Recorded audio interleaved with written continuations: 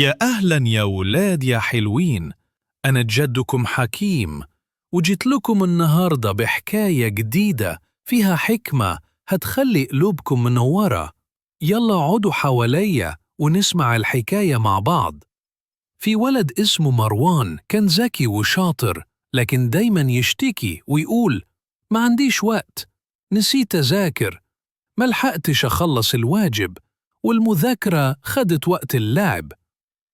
في يوم راح مروان عند جده، وجده حكيم سأله: مالك يا مروان؟ مروان قال: يا جدو، حاسس إن الوقت بيجري ومش بلحق أعمل حاجة. ضحك جده حكيم وقال له: عندي لك سر اسمه الساعات الثلاث. مروان اتفاجأ وقال: يعني إيه؟ قال جده: كل يوم قبل ما تنام عندك 3 ساعات تقدر تتحكم فيهم، ساعة للمذاكرة، ساعة للراحة واللعب، وساعة للنوم والاستعداد لبكرة.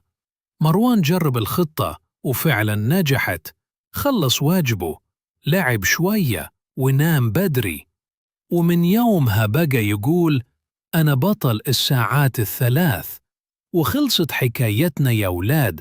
لو عجبتكم القصة ما تنسوش تعملوا لايك للفيديو وتشتركوا في القناة علشان تتابعوا كل الحكايات الجديدة. أنا جدكم حكيم، وبحبكم كلكم من قلبي.